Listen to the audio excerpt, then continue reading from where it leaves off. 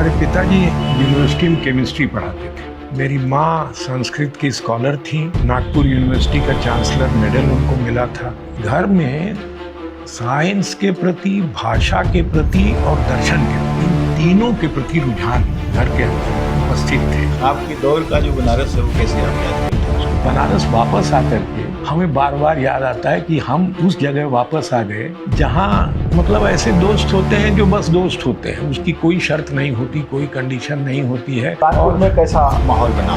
गांधी वो नेता है जिन्होंने सबसे बड़े पैमाने पर महिलाओं को मेन स्ट्रीम में लाया। आप केमिस्ट्री के विद्यार्थी के तौर पर वहाँ गए, लेकिन आप दूसरे तरह की बातें करने लगे। आप फिजिक्स पढ़िए, मैथ्स पढ़िए, हिस्ट्री पढ़िए, सोशियोलॉजी, जो पढ़ना हो पढ़िए, लेकिन जो पढ़िए उसमें परफेक्शन हासिल कीजिए। हमारे घर वाले हमसे कहते थे कि भाषिया इससे बात न करो, फिर हर बात में बहस करेगा। भाषा को लेकर आपका एक अपना आग्रह था। मैं बनारस से गया और अनपार्लियामेंट्री भाषा के प्रयोग की मेरी आदत थी।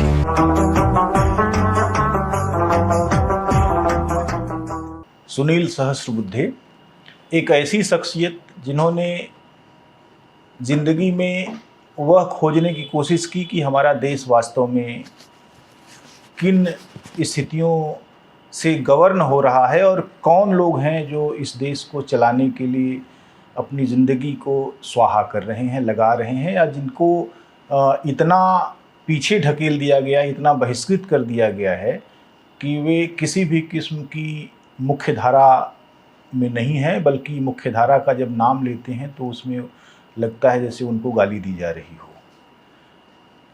वे ऐसे ही लोगों की वकालत करते हैं। उनकी एक बड़ी जो डिमांड है वो ये है कि भारत की कलाकार, शिल्पकार और जो लोक विद्या के जानकार लोग हैं उनको लिविंग वेज की ज़रूरत है। उनको मिनिमम वेज की ज़रूरत नहीं है, या दाम बांधो और काम दो जैसे एब्स्ट्रैक्ट नारे से ज़्यादा उनको अब लिविंग वेज की ज़रूरत है, ताकि वो अपने जीवन को उन सपनों के साथ जी सकें जहां उनकी ज़िंदगी मानवीय गरिमा से भरती है। इसके साथ ही उन्होंने भाषा को लेकर एक बड़ा आग्रह हमेशा रखा है। वे मानते हैं कि स्थानीय स्तर पर बोली जाने वाली भाषा को और उसके शब्दों, उसके भावों को आगे ले चलने वाली जो भाषा है वही हमारी राष्ट्रभाषा हो सकती है। और निश्चित रूप से इस मामले में वे मानते हैं कि स्थानीयता के साथ योजक हिंदी हो सकती है, अंग्रेजी नहीं हो सकती। तो आज हम उनसे उनके जीवन और उनकी पूरी यात्रा के बारे में बातचीत जो करना चाहते हैं उसकी शुरुआत कर रहे हैं, और उनसे हम जानेंगे कि आखिर एक तरुण सुनील सहस्त्रबुद्धे से एक जवान सहस्त्रबुद्धे के बीच का जो संक्रमण है, जो एक पूरी यात्रा है, उनकी जर्नी है, और उसके बाद एक ऐसे सुनील सहस्त्रबुद्धे जो एक आंदोलन के प्रतीक हो गए, लोक विद्या जन आंदोलन के, वहाँ तक किन किन रास्तों से गुजरे और कौन कौन लोग उनके साथ आए। बेशक किसान आंदोलन में सुनील सहस्त्रबुद्धे का एक अलग तरीके का मेयार है, और पूरब से लेकर पश्चिम और दक्षिण तक तमाम सारे किसान नेताओं से उनका जीवंत रिश्ता रहा है। महेंद्र सिंह टिकैत से लेकर स्थानीय लोगों से रहा है, और सुदूर दक्षिण में आंध्र प्रदेश के नंजुंडा स्वामी से लेकर महाराष्ट्र के शरद जोशी तक तमाम सारे लोग ऐसे हैं जो सुनील जी के साथ जिनका रिश्ता रहा है, सुनील जी उनके साथ संवाद करते रहे हैं। तो एक पूरा इतिहास उनके माध्यम से हमारे सामने आएगा। सुनील जी नमस्कार, बहुत बहुत स्वागत है आपका। सबसे पहले तो मैं उस सहस्त्रबुद्धे नामक बट वृक्ष के बारे में जानना चाहता हूं, जिसकी शाखाएं अब देश में बहुत सारी जगहों पर फैल गई हैं और अनेक लोग अनेक जगहों पर काम कर रहे हैं। तो सबसे पहले अपने परिवार के बारे में बताएं। हमारे पिताजी यूनिवर्सिटी में केमिस्ट्री पढ़ाते थे जी। BHU। ग्वालियर के रहने वाले थे और आगरे में MSc PhD किए थे और फिर यहाँ पढ़ाते थे। मेरी माँ संस्कृत की स्कॉलर थी। नागपुर यूनिवर्सिटी का चांसलर मेडल उनको मिला था। सन 41-40 की ऐसी कोई बात होगी, 42, हमें एग्जैक्ट ईयर नहीं याद है। लेकिन ऐसा कोई शब्द हम लोग के सारे व्यवहार में, उनसे ही नहीं, पढ़ने पढ़ाने में, दूसरे काम करने में, अंग्रेज़ी की किताबें पढ़ने में, ऐसा कोई अंग्रेज़ी का शब्द हमें नहीं मिला जी जिसको वो पहले से न जानती हो कि उसका उपयोग, उसका अर्थ क्या है, उसका उपयोग किस तरह से किया गया है, कहाँ उनको याद है उसका प्रयोग किया गया वगैरह। सब चलती फिरती डिक्शनरी थी संस्कृत की। यानी काफ़ी अलग। ये पिताजी साइंटिस्ट थे, माताजी वसंत कन्या महाविद्यालय में बनारस में डिग्री सेक्शन में पढ़ाती थी, लेक्चरर थी। वह वहाँ जो हॉल है टीएस का, थियोसॉफिकल सोसाइटी का, उसमें जब लड़कियाँ इकट्ठा होती थी या और कोई मीटिंग होती थी, काशी तत्व सभा की हो, किसी और की हो, हमेशा उन्हें ही बोलने के लिए कहा जाता था स्कूल की ओर से, कॉलेज की ओर से। वे अंग्रेजी में भाषण दे सकती थी, संस्कृत में भाषण दे सकती थी, मराठी में बोल सकती थी और हिंदी में भी बोल सकती थी। इतनी भाषाओं में वो पब्लिक स्पीकिंग कर सकती थी। तो एक अलग मिजाज की महिला थी। और वृहत, जैसे हमारे पिताजी थे तो साइंटिस्ट, लेकिन गीता और उपनिषदों, जो प्रमुख उपनिषद हैं 7-8, कठोपनिषद,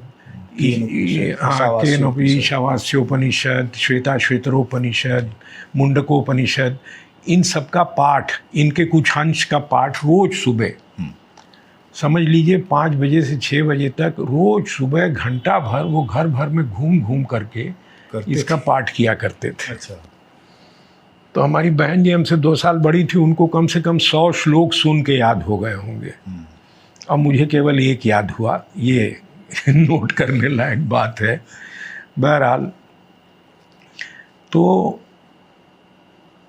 नतीजा ये हुआ कि घर में साइंस के प्रति, भाषा के प्रति और दर्शन के प्रति, इन तीनों के प्रति रुझान घर के अंदर उपस्थित थे। जी। साइंस के प्रति रुझान का मैं उदाहरण लेता हूँ, उनकी पीढ़ी में और हमारी पीढ़ी में और हमारी अगली पीढ़ी में वो सबसे बड़े थे। तो वो केमिस्ट थे, उनके एक भाई जियोलॉजिस्ट थे। अच्छा। एक जियोफिजिसिस्ट थे, एक वकील थे, एक कॉमर्स में एमए किए थे, एमकॉम किए थे। अच्छा। उनके फिर लड़कों में हमने केमिस्ट्री किया, फिर फिलॉसफी किया। हमारे भाई ने, जो चचेरा भाई है हमारा, फिजिक्स के, हम लोग एक ही घर में बड़े हुए हैं, जिसलिए सगे भाई चचेरा भाई का कोई फ़र्क ऐसा नहीं रहा है। तो उन्होंने फिजिक्स में किया। उनकी बहनों ने, एक ने जूलॉजी में किया एमएससी, एक ने बॉटनी में किया। हमारी बहन जी ने आर्कियोलॉजी में किया और कुषाण आर्ट में।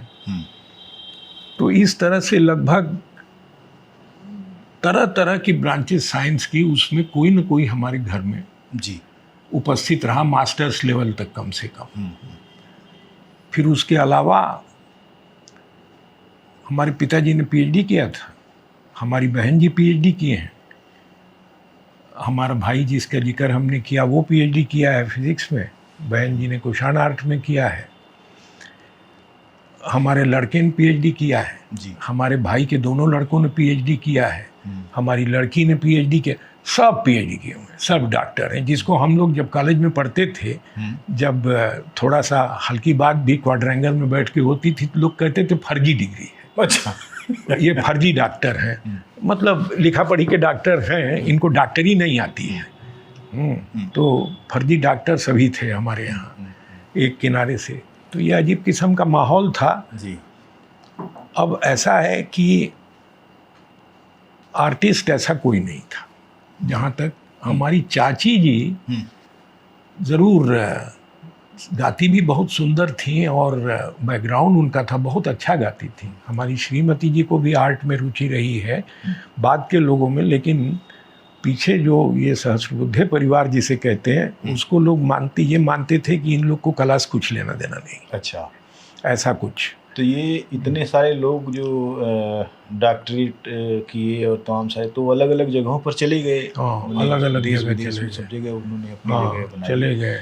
तो लेकिन एक चीज़ मैं जानना चाहूँगा, आपके पिताजी और माताजी का नाम क्या था और आपके भाइयों का नाम क्या था? हमारे पिताजी का नाम रामचंद्र, जी।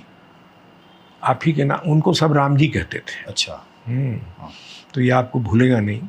हाँ, मतलब उनसे जो 20-25 साल छोटे भाई थे चचेरे, वो भी राम जी ही कहते थे और कुछ नहीं। कोई वहाँ आदत ऐसी थी, हमारी माता जी कहती थी बड़ा अजीब घर है, सब नाम लेके एक दूसरे को, 20 साल बड़े भाई को भी राम जी ही कह रहे हैं, कोई और तरीका नहीं है। उससे दूसरा भाई है जो और बड़ा है, उसको भी उसके नाम से बता रहे हैं।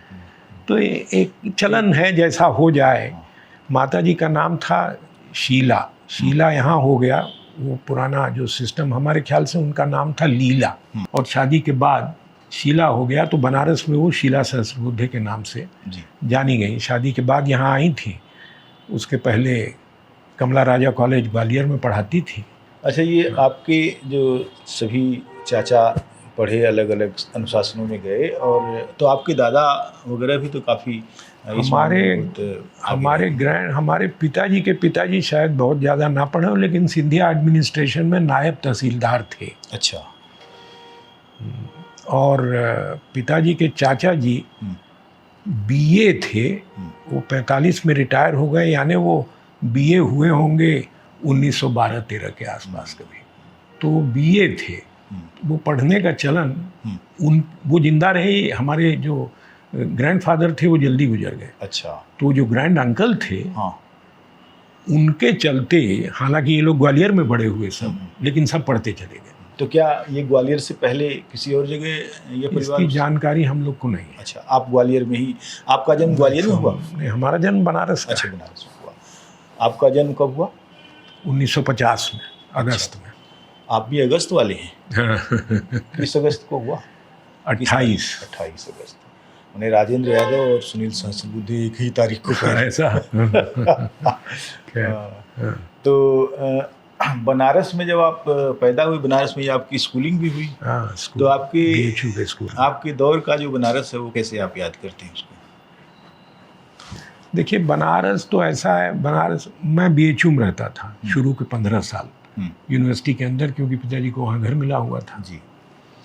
तो बनारस से ऐसा कोई परिचय हम लोग का खास नहीं था।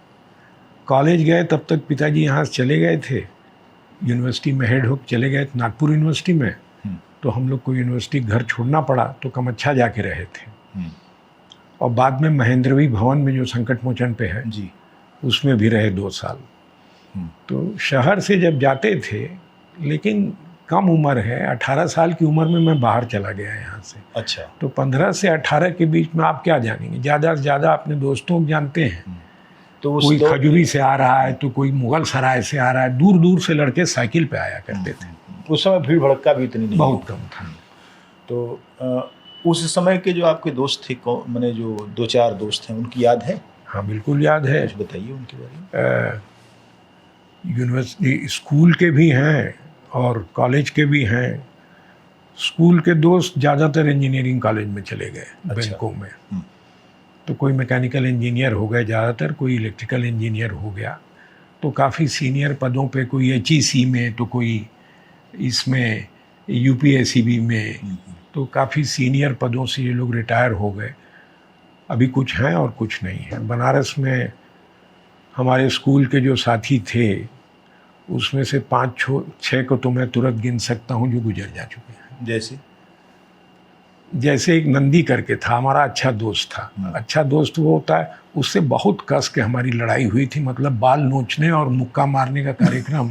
और ये हमारा बहुत लोगों से हो जाता था। अच्छा। फिजिकल लड़ाई ये हमारी ज़िंदगी का काफ़ी हिस्सा रहा है, करीब 16-17 की उम्र तक जी। बाद में हम डरपोक हो गए, जल्दी नहीं लड़ते थे, क्योंकि बाद में पहलवान लोग ज़्यादा थे, मजबूत लोग थे, एक घुसा मार दे तो हम गिर जाएं, तो हम फिर उनसे लड़ते नहीं थे। लेकिन शुरू में जो हमें मार सकता था उससे भी लड़ जाते थे, क्योंकि समझ कम थी, तो लड़ जाते थे। तो फिजिकल लड़ाई ये हमारी हर साल 2 लोगों से कम 9th-10th के बाद से हमें याद है, और पहले भी जी। जो कम याद है वो हमेशा हो जाती थी। बस यही प्रवृत्ति थी हमारी, बहुत जल्दी बाँह चढ़ा लेना और टकरा जाना। लेकिन समय के साथ वो धीरे धीरे छूट गया। ये उमाशंकर अग्रवाल जो हीरो होंडा की एजेंसी जिनके पास थी जी, वो गुजर गए। उसका बड़ा भाई रमाशंकर अग्रवाल वो गुजर गया। आपको एक दोस्ती का उदाहरण देता हूँ, बड़ा सुंदर सा है, हमें बार बार याद आता है। उमाशंकर के यहाँ हम गए हुए थे, इम्तहान चल रहा, बीएससी फर्स्ट ईयर या सेकेंड ईयर कुछ था। तो रमाशंकर उसका बड़ा भाई था, वो 1 साल फेल होके हम लोग के साथ आ गया था। अच्छा। अब वो भी गुजर चुका है। पढ़ाई लिखाई में कोई इंटरेस्ट नहीं था। बिजली की दुकान थी चौक पे उनके पिताजी की, और गोयनका हाउस में रहते थे वहाँ पे 80 पे। तो वहाँ गया हुआ था, और चूँकि हम पढ़ने में ठीक ठाक थे तो रमाशंकर आया। गुजरते हुए हम उमाशंकर बैठे हुए थे, हमसे पूछता है कि कल केमिस्ट्री का इम्तहान है, ज़रा बताओ, गेस करो, कुछ गेस बताओ क्या आ सकता है। तो हम थोड़ा सोचने लगे, तो हमसे कहता है सोच क्या रहे हो, जल्दी बताओ, तुम ही थोड़ा पूछेंगे और लोगों से भी पूछेंगे। तो ये जो दोस्ताना व्यवहार है, ये बनारस वापस आकर के हमें बार बार याद आता है कि हम उस जगह वापस आ गए जहाँ मतलब ऐसे दोस्त होते हैं जो बस दोस्त होते हैं, उसकी कोई शर्त नहीं होती, कोई कंडीशन नहीं होती है, और वो चाहे जिस भाषा में आपसे बात करते हैं, बात नहीं भी करते हैं, लेकिन वो दोस्त ही रहते हैं, क्योंकि वो अनकंडीशनल दोस्ती है। क्योंकि वो इतने छोटे बचपन से आपके साथ, हमारा एक दोस्त अभी हाल में गुजर गया, अरविंद कुमार जैन, उसके पिताजी यहाँ प्रोफेसर थे संस्कृत में, या कि हम लोग छोटे थे तभी उसके पिताजी गुजर गए, महेंद्र जैन करके, यहाँ के रहने वाले थे, दमोह के। अच्छा। तो वो शहर में चला गया, उसके बाद बहुत तेज था पढ़ने में, तो वो यहीं से बीटेक किया मैकेनिकल में, बाद में बम्बई में रहा, हम भी बम्बई में उससे कई बार मिलते वगैरह थे। तो एक ग्रुप बनाया है, एक आनंद कुमार मल्ल हैं इधर के, मधुबन के मल्ल लोग हैं ना इधर मधुबन में, हाँ, उन्हीं में से एक थे। उनके पिताजी यहाँ हिंदी के हेड भी हुआ करते थे। तो उन्होंने एक ग्रुप बना दिया, वो सबको जोड़ के रखना चाहते हैं, अलग अलग स्वभाव है। तो उन्होंने कुछ 10-15 लोगों का एक ग्रुप बना दिया है, जो 65 में भी हाई स्कूल किए थे हम लोग जी। तो हाई स्कूल वाला ग्रुप है, ये कॉलेज वाले लड़के नहीं हैं इसमें। तो वो अलग अलग जगह पे हैं। तो अरविंद कुमार जैन गुजर गए तो लोगों ने याद किया उसे, बहुत दिक्कत में रहा था, अच्छा हुआ चला गया, मतलब यही सबने कहा। बहुत मोटा गया, चल नहीं पाता था, बीमार हो गया था, पड़ा रहता तो वगैरह, खैर बहुत ख़राब हालत में कई साल रहा, फिर गुजर गया। तो हमको एक इंटरेस्टिंग ये आ गया डिस्क्रिप्शन याद। हमने कहा देखो, था तो वो मेरा लंगोटिया यार, लेकिन लंगोटिया यार का मतलब अलग है। जब लंगोटी पहनते तब से यार नहीं है, जब लंगोटी भी नहीं पहनते थे तब से दोस्त हैं लोग। अच्छा। लंगोटिया यार का ये मतलब रखिए, तब मतलब, क्योंकि लंगोटी पहनते थे यानी आपको कहाँ पहनने आता, कोई पहना देता था। तो आप मतलब लंगोटा जब नहीं बांधते थे, उसके पहले से जो आपका दोस्त है वो हमारे उन दोस्तों में से था। अब वो गुजर गया, क्या करेंगे, हमारे भी जाने का समय लगभग आ गया है, आपको बताएंगे हम 75 हो ही रहे हैं, इसलिए हमें उसका कोई गम नहीं है। जो हमारी ताकत थी वो ज़्यादातर मैं कर चुका हूँ। ये जब आप यहाँ मैंने यहाँ से कानपुर गए, उसके पहले आपने यहाँ इंटर किया, बीएससी किया यहीं पर। तो इंटरमीडिएट और बीएससी का जो दौर था, पीयूसी, हाँ, बीएचयू में पीयूसी था। अच्छा। इंटर नहीं किया। अच्छा। हाई स्कूल के बाद पीयूसी प्री यूनिवर्सिटी, फिर 3 साल का बीएससी बीएचयू में था। पूरे उत्तर प्रदेश में 2-2 साल था। अच्छा। 2+2। बीएचयू चूँकि सेंट्रल यूनिवर्सिटी थी, यहाँ 1+3 चल रहा था। तो हम लोग 1+3 में बीएससी किया, उसके बाद चले गए कानपुर। अच्छा। कानपुर भी उस समय, और बनारस तो उस समय रुस्तम सेठिन वगैरह यहाँ थे, बहुत सारे आंदोलनकारी थे। तो कभी इन लोगों से भी संपर्क हुआ? इन लोगों से नहीं, पॉलिटिकल हम नहीं थे। अच्छा। हमारा संपर्क केवल आनंद से था। अच्छा। ये डॉक्टर आनंद कुमार जो जेएनयू के प्रोफेसर रिटायर हुए हैं, ये इनको हम बचपन से जानते हैं। बचपन से यानी 7वीं 8वीं से हम लोग हिंदू स्कूल, ये हिंदू स्कूल में पढ़ते थे कोलुआ में, और हम बीएचयू के स्कूल में। बीएचयू हम लोग सी टीम में, बी टीम में बाद में खिलाड़ी रहे, हमेशा खेलते रहे। तो बार बार मैच हिंदू स्कूल के मैदान पे होता था। तो इनसे भी कुछ कॉमन दोस्त भी थे, जो खिलाड़ी भी थे और जो आनंद के दोस्त भी थे। तो आनंद से अच्छी दोस्ती हमारी थी शुरू से। इन्होंने ही, इनके ही इंसिस्ट करने पे हम क्लास रिप्रेजेंटेटिव के लिए खड़े हो गए, और 2 जने चुने जाने थे, इसलिए जीत भी गए। अदरवाइज SYS की मीटिंग में गए एक बार हम, लेकिन इतना भब्बड़ था, हर आदमी चिल्ला रहा था, कोई किसी की बात नहीं सुन रहा, सब हमारी उम्र के लड़के थे। हैं तो हालांकि मजूमदार हम लोग के नेता हुआ करते थे, देवव्रत मजूमदार। हाँ, देवव्रत मजूमदार बड़ा कड़ियल नेता था। किसी से घबराता नहीं था, कि ना समझौता करता था, बड़ा मतलब he was a genuine political leader जितना हमारे समझ में उस वक्त आया। उस हिसाब से बात बताते हैं लोग कि यूनिवर्सिटी में वैसा कोई नेता नहीं पैदा हुआ, नेता नहीं ही हुआ होगा, अद्भुत नेता था। एमएलए नहीं बन पाया, अब वो कुछ पॉलिटिक्स है सोशलिस्ट पार्टी की, उसमें मैं नहीं जाना चाहता हूँ। तो जब आप यहाँ से कानपुर चले गए, हाँ, तो बनारस, क्या आपको कभी ऐसा लगा कि बनारस छोड़ दिया, अच्छा शहर था और कानपुर आ गए? नहीं, ऐसा नहीं लगा। हाँ, कानपुर आके हम खुश थे। अच्छा, क्योंकि मतलब ये सब सोचते नहीं थे इस तरह की। ये तो बहुत आगे जा कर के पीछे आदमी देखे हाँ तो कुछ कह सकता है, लेकिन हमको कुछ ऐसा याद नहीं है। एक उत्साह जो होता है, हाँ, वहाँ पहुँच गए। हाँ, वो था। तो कानपुर में कैसा माहौल बना फिर वहाँ? कानपुर आईआईटी था, तो आईआईटी का माहौल तो अलग था जी, सब अंग्रेजी बोलते थे, और अमेरिकन किस्म का जो माहौल था पूरा, बड़ा अलग टाइप की जगह थी। तो उसी में उसके बाद में 18 साल की उम्र में पहुंच गए थे, 18-19 हो गए जल्दी ही वहाँ जाने के बाद, लेकिन 18-19 की उम्र थी तो बहुत कुछ इम्प्रेशनेबल जिस पे आप असर डाल सकते हैं, ऐसी उम्र थी। तो समझ लीजिए पहले 6 महीने तक मैं तो बोलने वालों में से था जी, कहीं भी बैठूं तो बोलूं जरूर। तो लेकिन पहले सब अंग्रेजी बोलते थे, हमको अंग्रेजी बोलना आता नहीं था।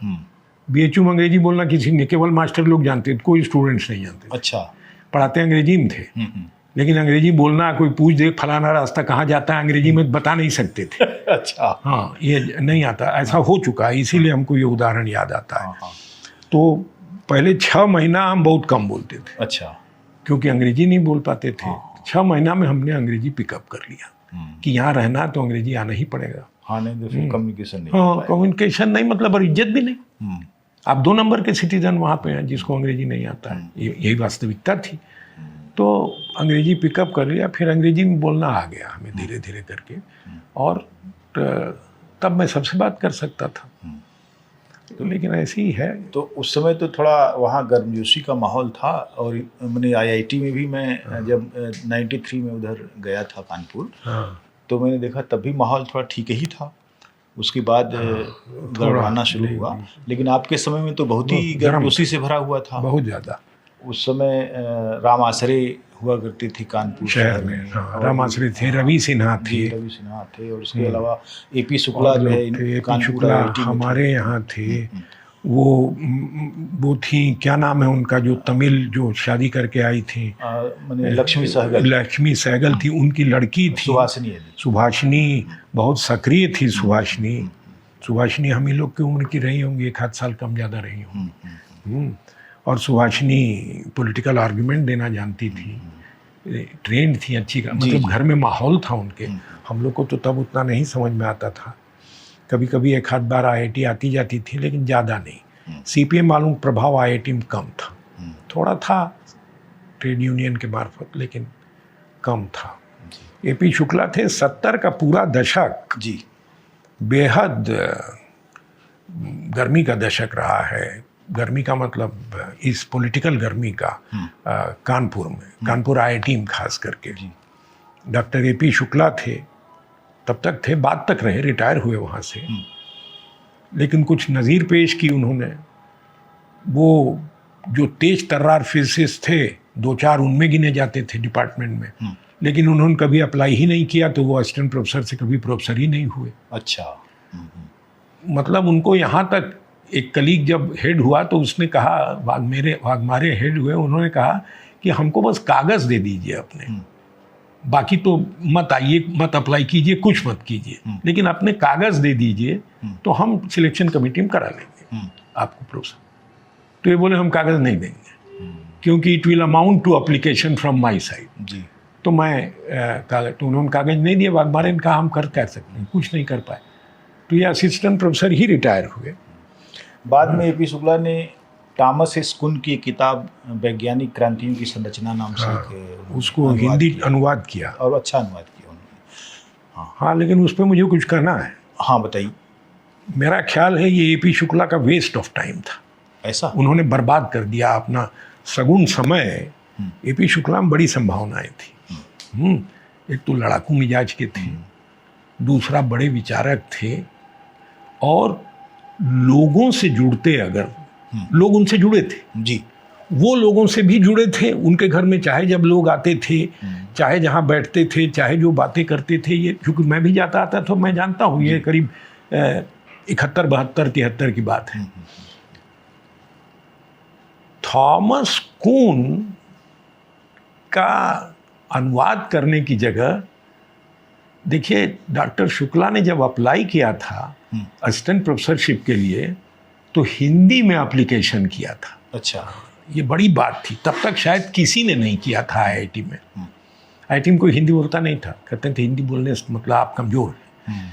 तो उन्होंने हिंदी में एप्लीकेशन किया था फिजिक्स डिपार्टमेंट के लिए। जी, मुथन्ना साहब डिप्टी डायरेक्टर होंगे या कुछ होंगे जो हैंडल करते होंगे केसेस, डॉक्टर मुथन्ना, उन्होंने, हमने ये सुना, हमने न हिंदी का एप्लीकेशन देखा ना, उन्होंने कन्नड़ में जवाब दिया, सुनते हैं। अच्छा, तो ठीक ही है, उसको एपी शुक्ला को उससे कोई प्रॉब्लम नहीं था कि भाई आप अपनी भाषा में जवाब दे रहे हैं, हम अपनी भाषा में आपसे पूछ रहे हैं, ठीक ही है। वो कैसे रिजॉल्व हुआ हमें नहीं पता है, डायरेक्टर ने रिजॉल्व कर दिया होगा। केलकर साहब डायरेक्टर थे, वो लोगों को लड़ने देते थे और बाद में उसका सोल्यूशन कर देते थे। तो भी थोड़ा बड़े थे बाकी लोगों से, उम्र में भी बाकी लोगों से काफ़ी बड़े थे, इसलिए वो चल जाता था। तो ऐसा, तो हम ये सोचते थे कि शुक्ला जी पास के रायबरेलिया कहीं के रहने वाले होंगे, पास के, तो अगर वो लोग उनसे बहुत जुड़े थे, जितने वर्कर्स थे, लोग आर के तिवारी से भी जुड़े हुए थे, मतलब जनता जुड़ी हुई थी लीडरों के साथ। जी, ये उन कहीं तो भी अगर अपने लोक संपर्क को विस्तार देते तो एक अपना सिद्धांत देने के समझ जो इनकी थी, मतलब फिजिक्स की समझ और साइंस की पकड़ इनकी बड़ी ज़बरदस्त थी। तो ये अगर कोई अपना साइंस का दर्शन भारत में देख बैठ के, साइंस भारत के लोगों की दृष्टि से कैसा दिखता है, ये अगर लिख देते तो ये आज, अरे मतलब भारत के हर कोने में पढ़ा जाता। थॉमस कून का ट्रांसलेशन तो जब तक थॉमस कून की वैल्यू थी तब तक था, अब थॉमस कून निकल गए इंटरनेट रिवोल्यूशन के बाद में, अब थॉमस कून कौन पढ़ना चाहता है? अब तो इंफॉर्मेशन साइंस का ज़माना आ गया है, तो खत्म। हमें इसका बहुत अफसोस है। उनको अफसोस नहीं रहा होगा, हम नहीं जानते उनको अफसोस था या नहीं, लेकिन हमें है। और तब से है, जब हमने सुना कि थॉमस कून का ट्रांसलेशन कर रहे हैं, हमारे पास लोक विद्या का विचार नहीं था, कुछ नहीं था, तब से हमको ये लगता रहा कि ये समय बर्बाद कर रहे हैं। हालांकि उनको कभी नहीं लगा, क्योंकि उनको नहीं लगा, हम जानते हैं। 94 में हमारी उनसे जब बातचीत हो रही थी तब उन्होंने अनुवाद के कुछ हिस्से वहीं सुनाए। हाँ, और वो आंदोलनों में परोक्ष रूप से ही शामिल होते रहे, कहीं प्रत्यक्ष रूप से कानपुर शहर के मजदूरों से उनका कोई ताल्लुक नहीं, शहर के मजदूरों से ना रहा हो, कोई बात नहीं, लेकिन लीडर लोग उनके यहाँ जाते थे। और नहीं, जैसे फिलॉसफी ऑफ साइंस का कोर्स बनाया, प्रोफेसर मोहिनी मलिक फिलॉसफी की प्रोफेसर थी जी, PR के राव इलेक्ट्रिकल इंजीनियरिंग के प्रोफेसर थे और फिलॉसफर थे, बहुत पढ़ते, फिलॉसफी उनको सब आती थी। और PR के राव का नाम जानते नहीं जानते, हैदराबाद में जाकर बस गए फिर। और ये AP शुक्ला, इन लोगों ने मिलकर एक फिलॉसफी ऑफ साइंस का कोर्स तैयार किया, बड़ा बढ़िया कोर्स बना होगा, लेकिन सीमित। हमें वो कोर्स सीमित, हमें पता नहीं क्या पढ़ाया है, बहुत बढ़िया पढ़ाया होगा। तीनों दक्ष थे, तीनों समझते थे अपने विषय को, बहुत मज़े में समझते थे। इसलिए इंडियन यूनिवर्सिटीज़ में यदा कदा कुछ लोग होंगे, कहीं कोई लोग होंगे जो इतना बढ़िया कोर्स पढ़ा पाए होंगे। बहुत बढ़िया पढ़ाया होगा, इसमें कोई दो राय नहीं। हम तीनों को जानते हैं, तीनों बेहद दक्ष और तेज तर्रार किस्म के लोग जो अपना विषय समझते थे और फालतू की बात जो नहीं करते थे, इस टाइप के लोग। लेकिन हम ये सोचते हैं तो ये एक western view of western science है, उसके बाहर नहीं निकल रहा है। ये कंप्लीटली वेस्टर्न व्यू, उनके रेफरेंसेस सारे वेस्टर्न रहे होंगे सभी। हमें डाउट है कि उन्होंने कहीं कबीर को रेफर किया हो, हमें डाउट है कि उन्होंने कभी रविदास को रेफर किया हो, हमें डाउट है कि उन्होंने महात्मा बुद्ध को भी कहीं रेफर किया हो। यहाँ की जो श्रमण परंपरा है, जो एक दूसरी धारा जिसे इन्होंने कहा अपने नामवर सिंह ने क्या कहा, दूसरी परंपरा, जी, छोटी सी पुस्तक है, जब दूसरी हजारी प्रसाद को डिस्कस करते हुए दूसरी परंपरा के शब्द उन्होंने पॉपुलर बना दिए, उनके चलते हुए हैं जी, और उससे हम लोग को लाभ हुआ है कि उसे एक परंपरा के रूप में पहचाना गया हिंदुस्तान की। और वो हिंदुस्तान की वो परंपरा थी जो हर पीरियड में थिंकर को, उसके थॉट को एनरिच करे, हर पीरियड में।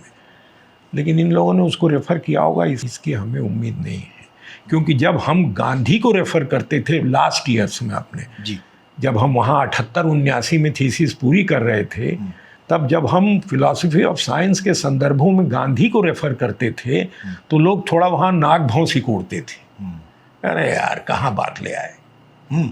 ऐसा, हाँ, मतलब हम पॉपर की बात करें, हम कून की बात करें, उसके ऊपर हम अपनी टिप्पणी भी दें, हम क्वांटम मैकेनिक्स की बात करें, हम नॉन लीनियर डायनामिक्स की सारी बात करें, अब इसमें गांधी की मत ले आओ। कहाँ पे ये इतना डीप रूटेड बायस है।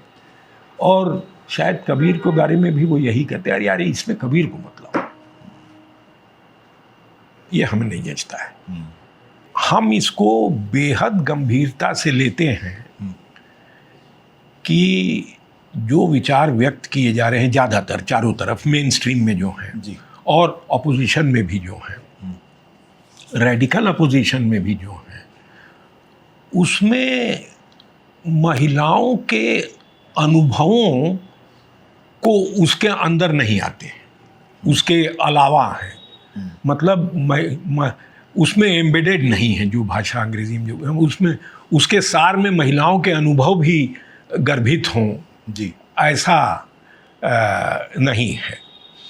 और दो लेवल के लोग हैं जिनके लिए नहीं है। एक जो ये मानते हैं कि नहीं है लेकिन उसको महत्वपूर्ण नहीं मानते हैं, और दूसरे वो लोग पॉलिटिकल एक्टिविस्ट बड़ी संख्या में, जिनसे उनकी श्रीमती जी के बारे में पूछो तो कहते हैं थोड़ी मोटी बुद्धि की है। ये बहुत कॉमन है भाई जी। इसने अपनी, कौन है ये मानुषी की एडिटर जो रही, मधु किश्वर। हमें याद है 77-78 की बात होगी या 80-82 वगैरह की, उन्होंने एक अच्छा लेख लिखा कि गांधी ने विमेन को सबसे ज़्यादा मोबिलाइज किया और बाहर लाया है घरों के। लेकिन उनका कुछ सीपीएम टाइप दृष्टिकोण था, वो उसको एक यूटिलिटेरियन एंगल से केवल, तो उसका इस्तेमाल क्या हो सकता था टुवर्ड्स ए न्यू पॉलिटिक्स, ऐसा कुछ उन्होंने उसको सीमित उसमें देखा। लेकिन अंडरलाइन ये किया कि गांधी वो नेता है जिन्होंने सबसे बड़े पैमाने पर महिलाओं को, यही नहीं दुनिया भर में सबसे बड़े पैमाने पर महिलाओं को मेन स्ट्रीम में लाया, अपोजिशन में, इसमें जो भी एक्टिविटी में सक्रिय किया, पब्लिक डोमेन में सक्रिय किया। गांधी जी को तेंदुलकर की किताबें मैंने पढ़ी हैं कुछ हद तक, काफ़ी, वो जो 8 वॉल्यूम हैं काफ़ी हद तक पढ़े थे शुरू में, तब ये नहीं आया था कलेक्टिव वर्क्स, उसके पहले पढ़ा है। तेंदुलकर एक जगह लिखते हैं कि गांधी कह रहे हैं नॉन कोऑपरेशन मूवमेंट के दौरान, वो कह रहे हैं, उन्होंने अंग्रेजी में लिखा, अंग्रेजी में किताब है वो उनकी, डीजी तेंदुलकर की, उन्होंने लिखा कि Gandhi says I feel like being the wife of millions of Indians. हमें ऐसा लगता है कि मैं इन करोड़ों हिंदुस्तानियों की पत्नी हूँ। क्या बात है। अब हमें खोज के ऐसा नेता नहीं मिलता जो ये कहने को तैयार भी न कहा हो, लेकिन वो ये कहे कि हाँ हम ये कह सकते थे। ये खोज के आपको नहीं मिलेगा। आर्टिस्ट का सवाल और महिलाओं का सवाल, there is something common between the two, इसके बीच में कुछ कॉमन है। हमारा डिस्टेंट व्यू है, हम तो वन डायमेंशनल आदमी हैं। हमने एक समय, हमारे सीनियर हैं जिनके साथ हम काम करते हैं, सीनियर मतलब हमसे 2 साल बड़े हैं, आईआईटी में भी सीनियर, सीएन कृष्णन करके, वो पीपीएसटी के चलाते थे जी। तो वो एक कंसेप्ट दिया उन्होंने बातचीत वगैरह में, तब हम नए थे, पॉलिटिकल बीइंग। तो हमारे समझ में आ गया कि पॉलिटिकल बीइंग होना है। अब किसान आंदोलन के चलते हमने पॉलिटिक्स के खिलाफ लगातार लिखा है कि politics is born in the class societies of Europe, और बुर्जुआसी और वर्किंग क्लासेस के अप्रोचेस का नतीजा है जिस पॉलिटिक्स से हम लोग परिचित हैं। उसके पहले पॉलिटिक्स से हम लोग परिचित नहीं, उसी में वो मैच्योर हुआ है जो था वहाँ का। इसलिए हमारे यहाँ पॉलिटिक्स नहीं हो सकता है। There is a consciousness here which is swaraj consciousness which is different from political consciousness. हमारे मित्र कहते हैं, प्रसन्ना ने भी कहा और CN कृष्णन ने भी बार बार कहा कि लेकिन आप शुरू से ही सवाल को पॉलिटिकल एंगल से अप्रोच करते हैं। चार्ज ये है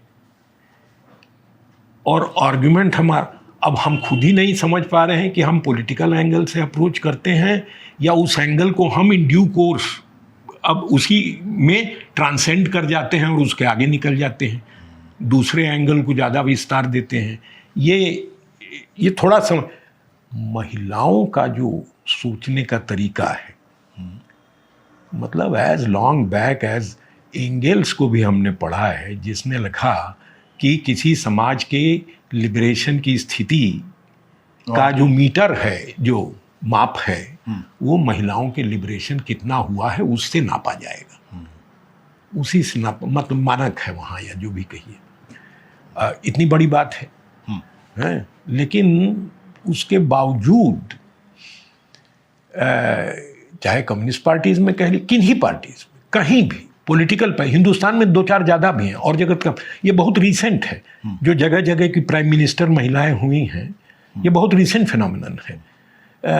पिछले 10 साल का वगैरह है या 15 साल का, इससे ज़्यादा का नहीं है। जो इंग्लैंड में थैचर पहले हो गई थी, हमारा लगता है बात इधर उधर हो रही है, लेकिन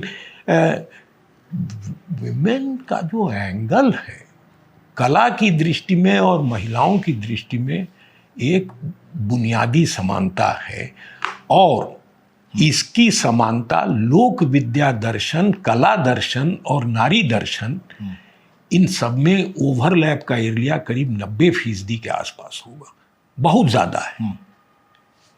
पुरुष उसके ऊपर एक क्या कहते हैं, आक्रामक ये लेकर के आता है, चढ़ाई करता है, उसको बोलने ही नहीं देता, और बोलने ही नहीं देता, उसकी ओर से खुद बोलता रहता है, उसकी ओर से खुद बोलता रहता है, जो बड़ी समस्या है। चुप रहे, आप उसको बोलने, जो बोलना है बोलने दो, लेकिन चुप रहो। वो बोलना शुरू करेगी तो 1 मिनट में वो क्या बता रही है उसको, वो हमारी लड़की ने हमसे एक बार कहा कि एक नया शब्द पॉपुलर है, क्या कहते हैं उसको, एक्सप्लेनेशन को कहते हैं मैनिपुलेशन या कुछ ऐसा शब्द लड़कियों में पॉपुलर है। अच्छा, हाँ, मतलब सब एक्सप्लेनेशन वो देंगे, चाहे बोले हम, हमारा मतलब क्या है वो बताना शुरू कर देंगे। हम आधा घंटा बोले, उसके बाद 1 घंटा वो समझाएंगे कि ये क्या कह रही थी। क्या बात है, ये सच है, ये ऑब्जर्वेशन है। लेकिन ये टूटेगा, ये टूटेगा जी। लेकिन कब टूटेगा, जब हिंदुस्तान की पढ़ी लिखी महिलाएं अपने यहाँ की जो गांव देहात की दूर दराज की महिलाएं हैं, उनके दृष्टिकोण को समझना शुरू करेंगी। ये बड़ा है, जो पिंजरा तोड़ तक सीमित नहीं रहेंगी, उनका भी पिंजरा तोड़ेंगी।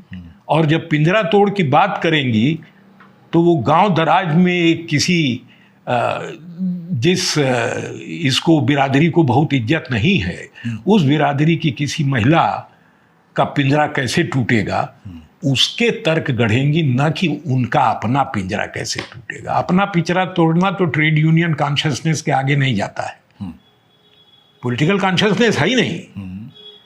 जो अपनी बात कर रहा है वो वहीं तक बात कर रहा है, वो ट्रेड यूनियन कॉन्शियसनेस के आगे, मतलब इस टर्म्स में बात करें अगर तो उसके आगे नहीं जाता है।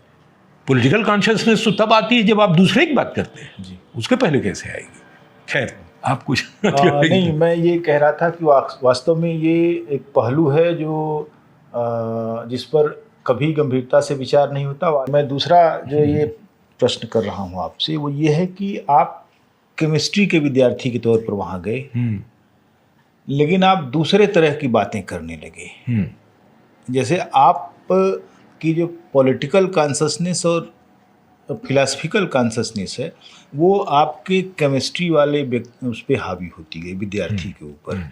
ये घटना कैसे आकार लेती गई, कैसे ये बात ये घटना देखिए, फिलॉसफी तो मैं बहुत पहले से पढ़ रहा था, जब बनारस में था बीएससी में तब से पढ़ रहा था। अच्छा। एक हमारे मित्र थे, यहाँ की फैमिली से आता था, अंबिकापुर के पास में लखनपुर करके एक गांव है, बहुत बड़ा सा उनका महल नुमा घर है, गए हैं हम एक बार। क्या नाम देखिए, वो फिलॉसफी का स्टूडेंट था, एमए फिलॉसफी का। तभी हमको ये भी पता लगा, उसने बताया कि किसी 2 जगह अप्लाई किया था 2 सब्जेक्ट्स में, और उसने कहा कि देखो फिलॉसफी में तो हो ही जाएगा। अच्छा। वो फिलॉसफी में कोई अलग से रुचि रखता था ऐसा नहीं है। उसने कहा कि फिलॉसफी लास्ट में भरता है, political science, sociology, history, psychology सब भर जाता है, उसके बाद फिलॉसफी भरता है। फिलॉसफी वाले मास्टर किसको पढ़ाते हैं और क्या पढ़ाते हैं ये भगवान ही जानता है, क्योंकि वो लड़के जाते हैं जिनका कोई इंटरेस्ट किसी सब्जेक्ट में नहीं है, वो फिलॉसफी करने। हमें उसका फायदा ये हो गया कि हमने कहा कोई किताब दो पढ़ने के लिए, तो उन लोग को ग्रीक फिलॉसफी पढ़ाई जाती थी, तो ग्रीक फिलॉसफी की एक बड़ी मोटी किताब थी, करीब 400-500 पेज की, 400 होगी, W.T. स्टीस उसके ऑथर थे, हमको ऑथर का नाम याद है। वो किताब पढ़ी हमने और बड़ा इंटरेस्टिंग है। वो किताब पढ़ना शुरू किया तो कुछ प्रश्न दिमाग में आए। हम लोग बीएससी में इवनिंग क्लासेस होते थे और भाषाओं के, तो हम जर्मन पढ़ने जाते थे। तो जर्मन के सेकेंड ईयर में हम थे, और एक ए.के. दासगुप्ता करके, ए.के. दासगुप्ता, एक चट्टोपाध्याय, ए.के. चट्टोपाध्याय करके हम लोग के साथ एक पढ़ने आते थे। अच्छा। वो रीडर थे, फिलॉसफी में रीडर थे, और जो बड़े मूर्ति हुए फिलॉसफी के हेड जो हुए उनके स्टूडेंट थे, जो बुद्धिस्ट फिलॉसफी जिन्होंने अंग्रेजी में सबको बताई, पहले ऑथर थे वो जी। तो ए.के. दासगुप्ता का, अच्छा, ए.के. चट्टोपाध्याय का बढ़िया रिकॉग्निशन था। बाद में हमने देखा जब हम फिलॉसफी में आए, फिलॉसफी वाले उनको जानते थे और उनको एक थिंकर के रूप में पहचान थी। हमने जब भी उनके कमरे की ओर से गुजरते थे वो इस तरह बैठे रहते थे, तो अब जो उसका मतलब हो, तो हम उनके पास गए, उनसे परिचय था क्योंकि जर्मन क्लास में हमारे थे, तो हम उनके पास गए कि ये हम पढ़ रहे हैं और उसमें ये समझ में नहीं आता है। तो हमने क्या पूछा ये हमें याद नहीं है, लेकिन उन्होंने जवाब ये दिया कि देखिए, भाषा फिलॉसफर की अलग तो भाषा है नहीं, 1-2 शब्द वो गढ़ सकता है जिसके विशेष अर्थ हों, लेकिन ज़्यादातर भाषा तो वो वही इस्तेमाल करेगा जो सबकी भाषा है, नहीं तो लोगों के समझ में कैसे आएगा वो क्या कह रहा है। तो वो टेक्निकल मीनिंग वाले शब्दों और सामान्य शब्दों के बीच में, अब ये हमारे शब्द हैं, उन्होंने कहा नहीं ऐसा, उसके बीच जो डायलेक्टिक है, उस डायलेक्टिक को उन्होंने कुछ और कहा होगा, मतलब उनके बीच जो रिलेशनशिप है, उनके बीच रिलेशनशिप की जो गति है वो थोड़ी समझनी पड़ती है, वो इतना आसान नहीं है। उसको पढ़ो और कोशिश करते रहो, किसी दिन समझ में आएगा कि क्या बात कैसे हो रही है। इस टाइप की बात उन्होंने हमसे कही। हम यहाँ आए थे तो बहुत बूढ़े हो गए थे, उनसे हम मिलने भी गए थे बाद में। अच्छा। हाँ, लेकिन ऐसे ही साधारण मुलाकात हुई। तो हम ये कह रहे थे कि वो पढ़ते वक्त में दिक्कतें आती थी, समझ में नहीं आता था या क्या कह रहे हैं। अरिस्टोटल का आया, प्लेटो का आया, सोक्रेटिस के बारे में आया, सबके बारे में उसमें पढ़ा, और शुरू वाले आए, थालीज आया, अनेक्सेगोरस, एनेक्सिमीनीज, एनेक्सिमेंडर, सब आए एक के बाद एक, सबको पढ़ा हमने। उस किताब में था क्योंकि ग्रीक फिलॉसफी पे थी, और प्रश्न आते गए, पूछते गए। उसी बीच में एक दिन हम लोग के यहाँ स्ट्राइक चल रहा था। अच्छा। हर साल स्ट्राइक होता था। हम पीयूसी में गए तो 15 दिन, फर्स्ट ईयर बीएससी में थे तो 1 महीना, सेकेंड ईयर बीएससी में गए तो 1.5 महीना, और थर्ड ईयर बीएससी में थे तो 2 महीना। अलग अलग वजहें हुआ करती थी स्ट्राइक। हम पॉलिटिकल नहीं थे तो हमको स्ट्राइक की वजह भी याद नहीं, लेकिन हमारे अंदर ये टेंडेंसी थी कि स्ट्राइक का कॉल अगर है और लड़के अगर नहीं जाने कह रहे हैं तो हम जाएंगे, ये हमने कभी नहीं किया। अच्छा, कोई फिजिकली नहीं रोकता था, 2-4 लड़के क्लास पहुंच जाते थे, लेकिन उन 2-4 में मैं हमेशा उस मेजॉरिटी के साथ रहा जो स्ट्राइक करता था। इसलिए नहीं कि न जाने में आनंद था, लेकिन इसलिए कि अपने हमारा जो साथ, जो लोग हमारे लोग जो हैं उनके साथ रहना है। अलग से हम कुछ अपवाद हैं, इसकी प्रतिष्ठा हमें किसी और से नहीं चाहिए थी, कभी भी नहीं चाहिए थी। तो वो पढ़ रहा था मैं, पिताजी चले गए थे नागपुर, तो नागपुर से वापस आए थे तो देखे कि हम W.T. स्टेज की ग्रीक फिलॉसफी पढ़ रहे हैं। तो कुछ पूछा उछा होगा उन्होंने, हमें कुछ याद नहीं है, लेकिन केवल इतना याद है कि उन्होंने 2 बातें कही। क्योंकि हुआ ये था, देखिए आपको थोड़ा बैकग्राउंड जाते, PUC में 2 जने, हम और एक बजाज भवन यहाँ है न्यू कॉलोनी में, बजाज, सुरेश बजाज, ये 2 जने BSc में गए, बाकी सब इंजीनियरिंग कॉलेज में चले गए। हम लोग के दोनों के इतने नंबर थे, उसका ज़्यादा था, हमारा कम था उससे, उसका 76% था, टॉपर था वो हमारे क्लास का, और हमारा 73 था, काफ़ी था। मतलब हमारे नीचे 68 तक इंजीनियरिंग कॉलेज बैंकों में एडमिशन हुआ था, हम नहीं गए। हमने कहा हमें साइंस पढ़ना है, इंजीनियरिंग नहीं पढ़ना है। वही बजाज भी बोला कि साइंस पढ़ा जाएगा, इंजीनियरिंग नहीं पढ़ा जाएगा, तो हम लोग रुक गए थे इसमें। तो ये हमारे पिताजी को पता था, हमारी माताजी को बहुत, मतलब इसमें ये नहीं था, बहुत खुश नहीं थी कि हम इंजीनियरिंग नहीं गए वगैरह, लेकिन ठीक है, कुछ कहा नहीं उन्होंने। तो पिताजी को ये पता था कि at some level there is an insistence, किसी स्तर पे ये जिद है कि हम क्या पढ़ना चाहते हैं या ऐसा कुछ, उनको पता था। तो वो आए तो उन्होंने ये पूछा, तो इन्होंने इस सिलसिले में कहा कि यही चीज़ तो पढ़ने लायक है, यानी दर्शन यानी फिलॉसफी, यही तो पढ़ने लायक चीज़ है, इसे खूब पढ़ना चाहिए। इस टाइप की कुछ बात कही। हमको इतना बस सेंटेंस याद है कि उन्होंने कहा था कि यही पढ़ने लायक चीज़ है। इसके अलावा उन्होंने किसी अलग समय पे या उसी समय में एक बात और कही थी। जब हम लोगों ने PUC से BSc में एडमिशन लिया था, वो थोड़ा अलग टाइप के आदमी थे। उनका कहना ये था कि आप फिजिक्स पढ़िए, मैथ्स पढ़िए, हिस्ट्री पढ़िए, सोशियोलॉजी, जो पढ़ना हो पढ़िए, लेकिन जो पढ़िए उसमें परफेक्शन हासिल कीजिए। ये दिमाग, इट डजंट मैटर कि आप क्या पढ़ने गए हैं, लेकिन जो पढ़िए उसमें महारत हासिल करिए। ये एक किस्म का सलाह, एडवाइस कहिए, ये from a father to his son, इस किस्म का एडवाइस था। तो हम मतलब ये प्रेरक था, प्रवृत्ति जो हमारी थी, उसको थोड़ा सा बल मिल गया, उससे काफ़ी बल मिल गया। हालांकि BSc फाइनल में हमारा नंबर फिर बहुत कम आया था, क्योंकि हमने पढ़ाई कम की, हम यही सब पढ़ते रहे। लेकिन कुल मिलाकर के फर्स्ट क्लास हो गया था, 3 साल का जोड़ के, तो निकल आए। वहाँ एडमिशन हो गया, वहाँ वाला अलग हिस्सा था। वो कहें अब आप BSc में फेल भी हो जाएं तो हमें कोई फ़र्क नहीं पड़ता, हमने आपको एडमिट कर लिया है, हमने आपको जज कर लिया है, तो आप अब हमारे स्टूडेंट हैं। अच्छा, हाँ, ये हेड ने कहा।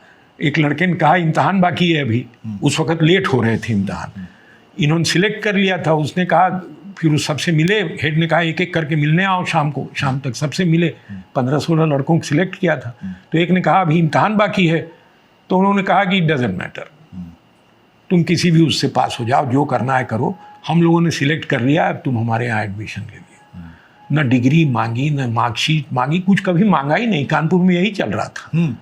अच्छा। बाद में 5-6 साल बाद कोई आया था डायरेक्टर, कुछ हुआ था, तो ये हुआ कि नहीं सब ठीक से होना चाहिए, तो ये फिर माना, तो किसी के पास था, किसी के पास नहीं था, ये सब होता रहा था। तो ये चलता था। तो हम वहाँ से थोड़ा सा दर्शन की प्रवृत्ति और पहले से थी। तो जैसे हमारे घर वाले हमसे कहते थे कि ये बहुत, जिसको हिंदी में कहेंगे, मराठी में शब्द इस्तेमाल करते थे, लेकिन हिंदी में जिसका मतलब है बहसिया, ये बहसिया, इससे बात ना करो। अच्छा। हाँ, फिर हर बात में बहस करेगा। जैसे मराठी आप समझते हैं, मराठी हमारी माता जी हमारी बहन से कहती थी, तो वाद करतो ना, माहिती है ना तुला, आता बोल नको त्याच्याशी, तो वाद करतो, मतलब बहस करता है बात बात में, इसलिए उससे बात मत करो, कोई फ़ायदा नहीं है। तो ये बहस करने का मतलब है एक, मतलब लगातार उसकी खोज करना कि क्या कारण है, क्या है, इस टाइप की बात होना, वो बहुत अच्छा है, ये नहीं मैं कह रहा हूँ, ये दूसरे के लिए बहुत समस्याजनक भी बन सकता है। आप चाहे जिस वक्त जिद करेंगे कि बहस करना है, तो लोग कहेंगे इसको कमरे के बाहर रखो, हम लोग कुछ काम करना है। हाँ, ये तो जाहिर। तो इस तरह का था। MSc में भी जब हम वहाँ थे तो पढ़ते थे, तो एक बार ऐसा हुआ कि एक लड़का हमारा बीटेक का दोस्त था, वो बगल में बैठा हुआ था। हमारे ख्याल से समर का टाइम था, हम लोग वहीं रहते ज़्यादातर, तो वो किसी वजह से वहाँ था। तो हमारे पास कांट की किताब थी, कौन सी किताब थी याद नहीं है, कांट का मॉरल जजमेंट या कुछ था। वो किताब बगल में रखी हुई थी, हम लाइब्रेरी से लाए थे कमरे में ले जाने के लिए। हम लोग खाना वाना खा रहे थे, तो उसने पूछा कि ये पढ़ते हो तुम? तो तुम तो केमिस्ट्री में हो। तो हमने कहा कि वो हमारा प्रोफेशन है और ये हमारा इंटरेस्ट है। ये हमें अभी भी याद है अच्छा कि क्या जवाब दिया था उसको। तो उसको सुन के बड़ा अच्छा लगा था। तो हम लोग बहुत जवान थे, 19-20 साल के थे। हमने कहा ये हमारा प्रोफेशन है और वो हमारा इंटरेस्ट है। तो फिर अंत में पहुंच गए वहाँ। हाँ। तो ये केमिस्ट्री में आपका एक और जो किस्सा बहुत प्रचलित है और लोगों के लिए वो प्रेरक भी है, और कई बार ये कि वैसी जिद होनी भी चाहिए। भाषा को लेकर आपका एक अपना आग्रह था। हाँ था, केमिस्ट्री में शुरू में था, केमिस्ट्री में बाद में नहीं। जब एडमिशन हुआ था तो नए आगंतुक लड़कों का क्या कहते हैं उसे, वेलकम, नए स्टूडेंट्स का वेलकम था, स्वागत था उनका। तो उसमें हमने कह दिया कि अंग्रेजी में बोलें कि हिंदी में बोलें। अच्छा। इस पे झंझट हो गया। हाँ। एक केरल का लड़का था, उसने कह दिया, पीछे बैठा हुआ था। अच्छा। उसने कह दिया कि आई डोंट नो हिंदी। हाँ। तो हमने कह दिया you should be ashamed of your self. इतना अंग्रेजी तो बोल लेते थे, लेकिन आगे अंग्रेजी में बात होती तो दिक्कत आती। अच्छा। तो कुछ लड़के जो सीनियर थे गुस्सा हो गए। हाँ। तो एक जने गुस्सा हो गया, कहने लगा एनी ब्लडी लैंग्वेज, तुमको जिस भाषा में बात करना है बात करो, ये फालतू बकवास बंद करो। तो पता नहीं किसमें हमने परिचय किसमें दिया ये हमें याद नहीं, ये झगड़ा याद है। अब परिचय किसमें दिया वो इररिलेवेंट हो गया जी, वो अप्रासंगिक हो गया कि वास्तव में आपने परिचय किसमें दिया, या हुआ भी हो प्रासंगिक तो हमें याद नहीं है। उससे शुरू हुआ, बाद में कभी ये सवाल ज़्यादा नहीं उठा, झगड़ा होता था। तो मैं तो बहुत, जिनको अनपार्लियामेंट्री भाषा कहते हैं, मैं बनारस से गया था और अनपार्लियामेंट्री भाषा के प्रयोग की मेरी आदत थी और अभी भी छूटी नहीं है उतनी है, लेकिन संभाल की बात कर लेता हूँ, ऐसा नहीं है। तो जैसे एक बार हॉल 1 का यानी कहीं किसी का क्या कुछ फंक्शन हुआ था बड़ा पूरे IIT का, तो जो इंतज़ाम हुआ था उसमें ज़मीन पे दरी बिछा के लंबी लंबी टाट टाइप लोग बैठे थे और कम्युनिटी डिनर हुआ था। तो हमारे साथ एक लड़का था अंग्रेजी दा टाइप का, ज़्यादा अंग्रेजी बहुत आता था, उसको भी सब आता था, जो शब्द पूछो उसका हिस्टोरिकल लिटरेरी यूज सब बता लेता था, बहुत पढ़ा था 18 साल की उम्र में। तो उसने कहा बड़ा गंदा होगा वहाँ जमीन पे बैठ के। हमने कहा 1000 लोग बैठ के खाना खा रहे हैं, तुमको गंदा दिखाई दे रहा है? कुछ बहस हो गई। तो हमने उसको कुछ अंग्रेजों के नाम से खराब गाली दे दी। अच्छा। हाँ, तो उस पर झगड़ा हो गया। तो इस किस्म के झगड़े हमारे बार बार मतलब रोज होते रहते थे। इसके बावजूद 2 दोस्त बचे रह गए, वो बचे रह गए, बाकी लोगों ने किनारा कस लिया। एक भाषा को लेकर आपने एक बड़ी लंबी लड़ाई भी की वहाँ कानपुर। हाँ, PhD थीसिस को लेकर। हाँ, तो उसके प्रसंग को लेकर थोड़ा बातचीत करना ज़रूरी इसलिए है कि वो आपका आग्रह जो है केवल मैंने कोई जानता हूँ भाषा या नहीं जानता हूँ इससे नहीं था। नहीं, वो एक दूसरे तरह का वो था जो आपको क्या आपत्ति है, सवाल ये था जी, हम लिखना चाहते हैं हिंदी में, आपको क्या आपत्ति है? वो क्या है, थोड़ा सा उसमें गड़बड़ भी है हमारी ओर से। गड़बड़ ये है कि ये रियलाइजेशन हमें या ये विचार कि हिंदी में थीसिस लिखा जाए, ये कुछ 77-78 के बाद, मतलब जब हम 5-6 साल PhD प्रोग्राम में रह चुके थे, उसके बाद हमने कहा कि हम तो हिंदी में लिखेंगे। अब ये अचानक एक बड़ा पत्थर गिर गया। हमारी गाइड थी मोहिनी मलिक, समझदार किस्म की थी, हिंदी भी बड़ा बढ़िया जानती थी, मतलब उन्होंने हमारा हिंदी भी करेक्ट किया जो हमने लिखा था। अच्छा। हाँ, वो शब्द अभी भी हमें याद है। हम हिंदी लिखने में गलती नहीं होती है हमसे, ये मतलब ये आप जो भी इसको समझिए, लेकिन ग्रामर की कहिए, शब्द चयन की कहिए, ये गलती हमसे होती नहीं है। हमने एक शब्द इस्तेमाल किया था प्रमुखतया, उन्होंने कहा ये क्या है, प्रमुखतः लिखना होगा, प्रमुखतया गलत है। ये हमको अभी भी याद है क्योंकि उन्होंने करेक्ट किया था। बहुत अच्छा। और वो अंग्रेजी दा थी, उनको ये विश्वास था कि उनकी अंग्रेजी ऐसी किसी की नहीं है। बढ़िया अंग्रेजी बोलती थी, लिखती थी, और बड़ा आर्टिस्टिक हैंड राइटिंग थी, सब कुछ था। आर्टिस्ट थी, गज़ल गाती थी, लिखती नहीं थी, शायद गाती थी बहुत सुंदर, ये सब कुछ था। तो उन्होंने हिंदी भी करेक्ट किया हमारा, लेकिन ये कह दिया कि तुम्हारे हिंदी थीसिस में हम तुम्हारे साथ नहीं।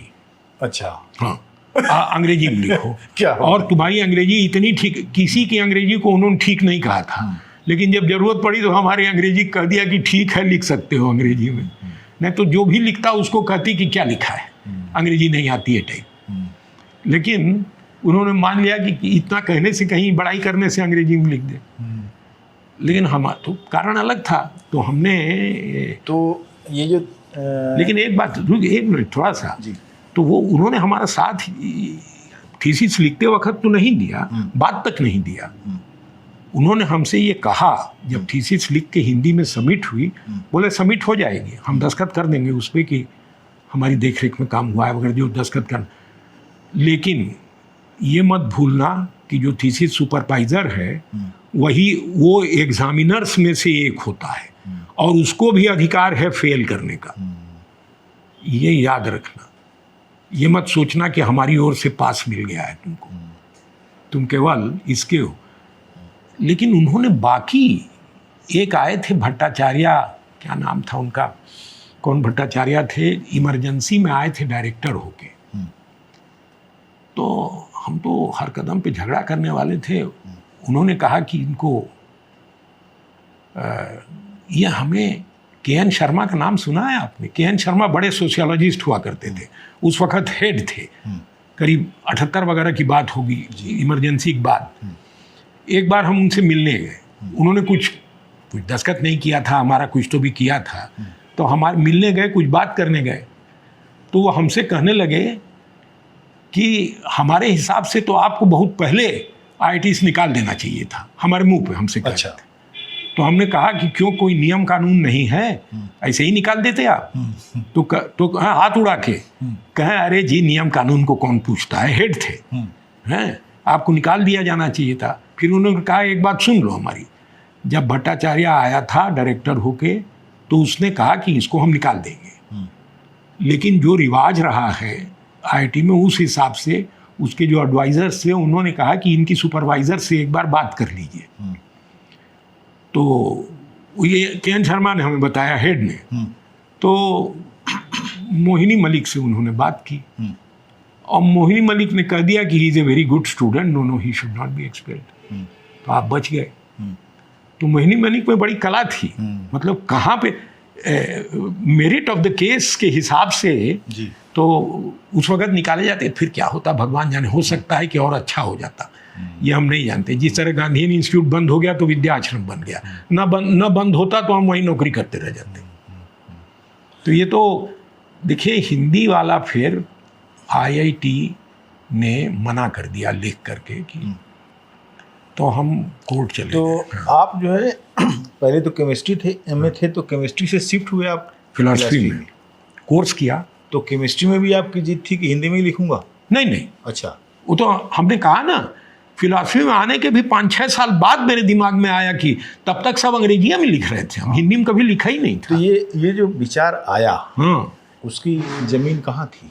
उसकी जमीन यहाँ थी कि एक स्टूडेंट ग्रुप था जो पॉलिटिकल था, और जिसने गांधी पढ़ना शुरू कर दिया, मार्क्सिस्ट ग्रुप था ओरिजिनली, और जिसके अंदर ये बात हुई कि ठीक है हम गांधी नहीं मानते,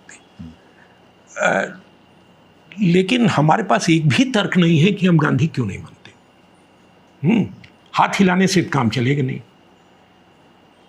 श्रद्धावान गांधीयन मिल जाएंगे, आप कह के निकल जाएंगे, लेकिन ऐसे गांधीयन भी मिलेंगे आगे बढ़ेंगे तो, जो गांधी के पक्ष में तर्क देंगे, फिर आप क्या बोलेंगे?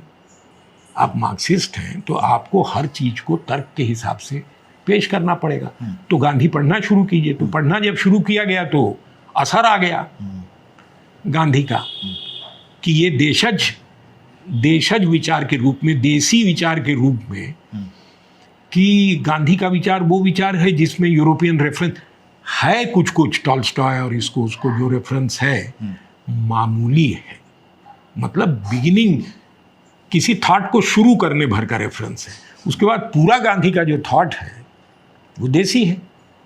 हिंद स्वराज पढ़ लीजिए, साउथ अफ्रीका का सत्याग्रह पढ़ लीजिए, कुछ भी पढ़ लीजिए, उनकी किताबें जो हैं, अरे एक्सपेरिमेंट्स विद ट्रूथ पढ़ लीजिए। एक्सपेरिमेंट्स विद ट्रूथ तो बड़ी जब्बर किताब है, पता नहीं किस भाषा में उन्होंने गुजराती में लिखा होगा, हमने हिंदी में पढ़ना शुरू किया था। मोटी सी किताब है, उसको पढ़ा नहीं पूरा हमने, लेकिन आधी पढ़ा। तब तक इतना हमारे ऊपर असर आ गया कि हम लोग दारू पीते थे, सिगरेट पीते थे, तो मांस मछली खाते थे। हमने संकल्प कर लिया कि सब छोड़ देंगे, और छोड़ दिया। और फिर वापस ये नहीं किया, मैंने कई साल तक तो छुआ भी नहीं, लेकिन इक्का दुक्का फिर दोस्त लोग आया, हम तो दोस्तों वाले आदमी हैं ना, आ गए बाद में सिगरेट निकाल पीने, कहीं एक पियो, कहीं एक मर थोड़ी जाओगे पियोगे तो पी लिया इस तरह से। लेकिन रेगुलर पीना फिर न मांस रेगुलरली खाया, ये सब नहीं हुआ। तो गांधी पढ़ने से और गांधी का विचार समझने में जो दिमाग लगाया गया कि गांधी के एंगल से कि फिलॉसफी ऑफ साइंस क्या बनती है, इसके ऊपर जब फोकस किया, तब मुझे अंत में ये समझ में आया कि शुक्ला जी ने उसका ट्रांसलेशन हिंदी में करके अपना पूरा समय क्यों गंवा दिया। देखिए, कोर्ट में बड़ा इंटरेस्ट, हमारा अनुभव अच्छा था, इस अर्थ में अच्छा था कि हमने वकील साहब से कहा कि हम बात करेंगे। रामभूषण मेहरोत्रा वकील थे, किशन पटनायक के मित्र थे और समाजवादी थे। किसी ने हमसे कहा था, हम पहले मिले नहीं थे, हम अपना केस लेके उनके पास पहुंच गए। उन्होंने कहा ठीक है, हिंदी में इसको दाखिल किया जाए। हिंदी में दाखिल किया गया। तो थोड़ी दिक्कत आई, क्योंकि होता नहीं है हाई कोर्ट में हिंदी में, लेकिन हो गया। तो उसको हमने कहा हम बहस करते हैं। तो निर्णय हमें याद है, उन्होंने कहा, 2 जने थे कोर्ट में, इट वॉज डिवीजन बेंच है जो कहते हो। एक ने कहा कि जनवरी में तारीख डाल दीजिए। हमने कहा नवंबर में उनके डायरेक्टर के आदेश के हिसाब से दिसंबर में हमारी स्टूडेंटशिप खत्म हो जाएगी, हम तब स्टूडेंट ही नहीं रह जाएंगे, सुनवाई आप किस बात की करेंगे, हमारा केस ही खत्म हो जाएगा बाय द फैक्ट कि हम स्टूडेंट नहीं रह गए हैं। तो हमको शब्द नहीं समझ में आ रहा था, तो बगल में मेहरोत्रा जी बैठे थे, उन्होंने कहा रिट इनफ्रैक्चुअस हो जाएगा। ये शब्द हमको पता नहीं था, तो हमने भी कह दिया सुन करके कि इनफ्रैक्चुअस हो जाएगा रिट हमारा। तो गुस्सा गए, जज साहब गुस्सा गए, रामभूषण जी से पूछते हैं आप कौन हैं? अच्छा। इन्होंने कहा मैं इनका वकील हूँ। तो उनसे ही पूछते हैं फिर कि फिर ये कौन है? अच्छा। क्या इसका केस है? इसने कहा कि ये बहस करना चाहता है। मैंने कहा, बोले ना, ये नहीं चलता है, जब तक आप वकील हैं तब तक ये बहस नहीं कर पाएगा है। तो फिर वो ख़त्म हो गई बात, वहाँ आई गई, उन्होंने कोर्ट उठा दिया, हमको लगता है उसके बाद में बहस, उन्होंने तारीख डाल दी जनवरी में और कोर्ट उठा दिया ऐसा। बहरहाल फिर ये चले गए सुप्रीम कोर्ट में वकालत करने। तो केस तो इलाहाबाद में चल रहा था। एक मिश्रा जी थे, उनको ये केस दे गए क्योंकि हिंदी में वही कर सकते थे, बाकी लोग अंग्रेजी में करते थे केवल। हालांकि सब हिंदी क्षेत्र के ही थे, लेकिन अंग्रेजी की आदत पड़ गई थी। इन्होंने कहा होगा कि हम अंग्रेजी हिंदी में करेंगे। मिश्रा जी मजेदार आदमी थे, हम मिले उनसे, पता लगा कि कटरा की रामलीला में अनाउंसर भी हैं। अच्छा। हाँ, मतलब अलग किस्म के, हाँ, कलाकार किस्म के आदमी भी थे। लेकिन अब वकील कितने अच्छे थे इसका हमें अनुमान नहीं है। बहरहाल बाद में हमारे से पहले भी, उस वक्त भी आगे आ गया था। ये हम लोगों से कहते थे, एक आपके बहुत बड़े वकील थे सीपीआई वाले, कानपुर वाले, क्या नियाजी साहब? हाँ। क्या, कौन नियाजी थे वो? हसन नियाजी हैं? नहीं, कोई नियाजी साहब थे, बड़े वकील थे। उनसे मिलता जुलना बीच बीच में कभी होता था। अच्छा। और कई केसेस वो बताते थे जिसमें कोर्ट ने, बढ़िया केसेस जो एकदम पक्के हैं लेकिन कोर्ट ने नहीं माना, विपरीत जजमेंट, वो कहते थे कोर्ट में वही वकील केस जो जीतता है जिसकी न्यूसेंस वैल्यू है, जो कोर्ट के लिए न्यूसेंस क्रिएट कर सकता है, वही जीतता है। तो बाद में हमको समझ में आया रविकरण ज्ञान भी उन्हीं में से थे जी। जिनसे जज लोग थोड़ा डरते हो। इनकी न्यूसेंस वैल्यू नहीं थी, तो ये केस अंत में हम हार गए। अच्छा, हारे भी बड़े इंटरेस्टिंग। हम तो किससे सुने थे, अपने केस में देखने को मिला।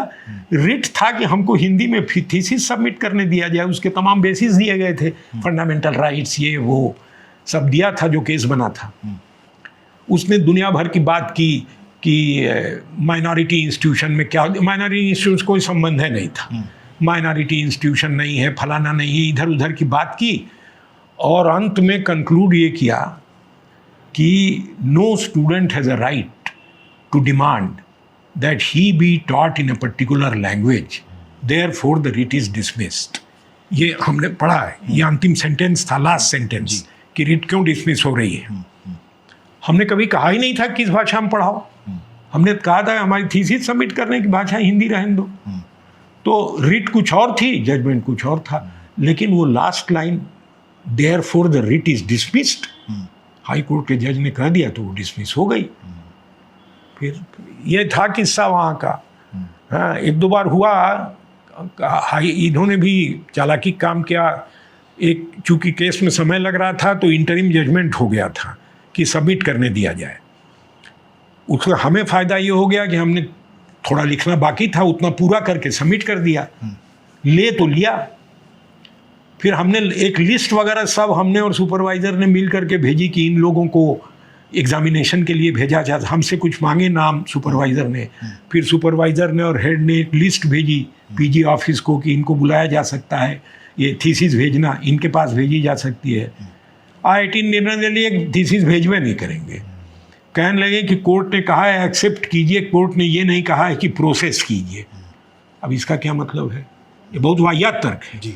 एक्सेप्ट करने का क्या मतलब है? फिजिकल एक्सेप्टेंस से तो मतलब नहीं है ये भी। और दूसरी चीज़ है, फिर संस्था की स्वायत्तता का क्या मतलब हुआ? फिर कोर्ट आदेश दे रहा है तो आप कर रहे हैं। हाँ, नहीं, चलिए मान लीजिए झगड़ा था और कोर्ट तो लॉ ऑफ द लैंड के हिसाब से चलेगा, तो law of the land is always superior to any other dispute, तो उसमें वो चल जाए। लेकिन उन्होंने उसको प्रोसेस ही नहीं किया, उसके भेजा ही नहीं किसी को पढ़ने के लिए। तो ये नहीं, हमने स्पेशल लीव पिटीशन दाखिल किया सुप्रीम कोर्ट में। तो सुप्रीम कोर्ट में एक जज साहब टकरा गए जो बार बार ये कहते थे बदमाश है, अच्छा, नेतागिरी कर रहा है, कहा उन्होंने वहाँ। अब उनका तो हर चीज़ जो बोलते हैं रिकॉर्ड नहीं होता है, कहें नेतागिरी कर रहा है, आप नहीं समझ रहे हैं। हमारे वकील से कहता, रामभूषण मेहरोत्रा थे वकील। अच्छा, रामभूषण मेहरोत्रा बढ़िया आदमी थे, हमको खाना भी खिलाते थे, हमारा साइकिलो स्टाइल, हम बस जाते आते थे अपने पैसे से। अच्छा, बाकी काम हमको ठहरने कहते थे, हमारे यहाँ रुक जाओ। लेकिन IIT वगैरह में दोस्त लोग थे, हम कहते थे नहीं, रुकने के लिए जगह है हमारी, हम रुक जाएंगे। लेकिन खर्चा सब वही, हम पर कोई खर्चा नहीं करते थे, कैंटीन में खाना भी खिलाते थे सुप्रीम कोर्ट के। तो हम लोग जब सुप्रीम कोर्ट में केस हार गए तो हमसे कहने लगे, जब हम लोग कैंटीन की ओर जाने लगे, चलो एक कॉफ़ी पिलाते हैं, फिर कुछ खिलाया भी, तो हम लोग उधर जाने लगे। 82-83 कोई बात होगी, 83 की। हम यहाँ गांधी इंस्टीट्यूट में लग चुके थे। तो वहाँ कोई गए तो कहने लगे आपको कोई कष्ट नहीं होता है हार जाने का? हमने कहा हम तो लड़ने के लिए लड़ रहे थे, हम कोई हार जीत के लिए थोड़ा लड़ रहे थे। जीत जाते तो अच्छा होता, एक मिसाल कायम होती। हार गए तो ये लड़ाई और अच्छा है कि ये लड़ाई जारी रहेगी जी। है, ये भी मिसाल है। हाँ, कि पीजी ऑफिस में 4 कॉपी थीसिस की रखी हुई है, ये उनके गले में हड्डी बनी रहेगी जब तक रहेगी। हालांकि हमने बाद में कुछ किया नहीं, पीछे मुड़ के नहीं देखा। राम जी भाई, आज तक लगभग कुछ 2-4 साल पहले तक मानिए या अभी तक पीछे मुड़ के नहीं देखा। तो थीसिस पढ़ा है, उसकी लड़ाई अगली लड़ाई लड़ रहे थे, किसान यूनियन की लड़ाई लड़ रहे थे, किसान यूनियन के लिए किताब लिख रहे थे। तो फिर कुछ और ऑटोनॉमी करके एक अखबार, हम लोग यही गिरीश चला जो यहाँ दिखाई दिया आपको, ये ऑटोनॉमी करके एक अखबार चलाते थे अंग्रेज़ी में नागपुर से। तो ये जो मजदूर किसान नीति ग्रुप था वो ऑटोनॉमी अखबार चला रहा था उस वक्त, तो वो सब काम कर रहे थे, उसके लिए लिखते थे, पीछे मुड़ के नहीं देखा। अगली बातचीत जब मैं दार्शनिक सुनील सहस्त्रबुद्धे से करूँगा तो उसमें उनकी उस ज़िंदगी के बारे में सवाल किए जाएंगे जिसमें उन्होंने मजदूर किसान नीति का प्रकाशन शुरू किया और उनका एक समूह बना। और उसके साथ साथ यह एक बहुत महत्वपूर्ण मसला है कि कोर्ट में रिट दाखिल करना और उसको लड़ना, एक लड़ाई के तौर पर लड़ना, और यह भी देखना कि सारे मुकदमे अंग्रेजी में ही पेश हो रहे हैं, अंग्रेजी में ही जजमेंट आ रहे हैं, लेकिन इस देश की जनता अंग्रेजी नहीं जानती है। वो 80 का शुरुआती दशक तो और भी जो अंग्रेजी से विमुख या माने उससे बहिष्कृत लोगों का ज़माना था।